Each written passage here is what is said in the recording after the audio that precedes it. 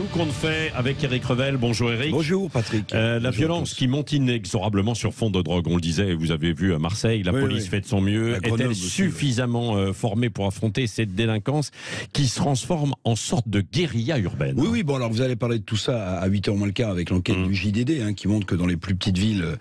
maintenant, même dans notre pays, il y a des problèmes de drogue. Mais en fait, tout ça m'a inspiré un petit commentaire. J'ai demandé à un commissaire de police de me commenter ce qui se passait. Alors il m'a dit, on manque de moyens, ça c'est pas nouveau, même si le gouvernement fait tout pour essayer de les boucher. Mais on nous a formés, en fait, ces derniers temps, m'a-t-il dit, à la lutte contre le terrorisme. Oui, c'est vrai, on avait un problème de terrorisme, mais on nous a pas formés, finalement, suffisamment contre les voyous de plus en plus nombreux, parce que le trafic de drogue explose. Et on nous a pas non plus formés à cette police, à ce type de politique.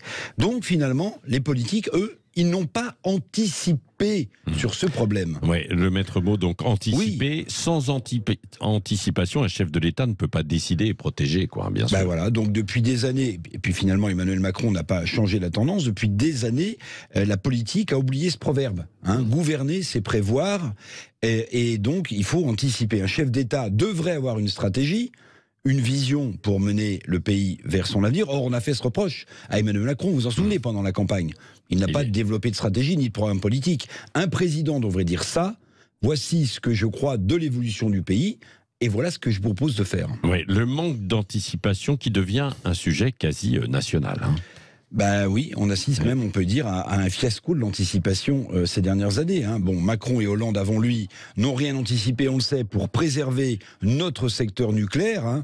On paye évidemment le prix fort aujourd'hui, les factures vont augmenter de 10 à 15%. Fiasco aussi de l'anticipation politique, Patrick, en matière de défense nationale. Je ne sais pas si vous avez vu la véhémente charge d'Éric Trappier, le patron de Dassault Aviation, qui a renvoyé le gouvernement et le chef de l'État, sans les nommer bien sûr, dans leur but. Il a expliqué qu'il ne suffisait pas d'appuyer sur un bouton pour avoir dans la foulée des avions de chasse, alors que le monde est devenu dangereux. Parce que pour redévelopper une défense nationale, pour produire des canons ou des navires de guerre, alors que le prix de l'acier a explosé de 60%, vous voyez bien qu'on a un problème majeur. Puis de plus, il faut le dire, nos entreprises, dans un marché économique libre, préféreront toujours vendre à l'export, parce qu'ils vendent plus cher, que de vendre à l'État.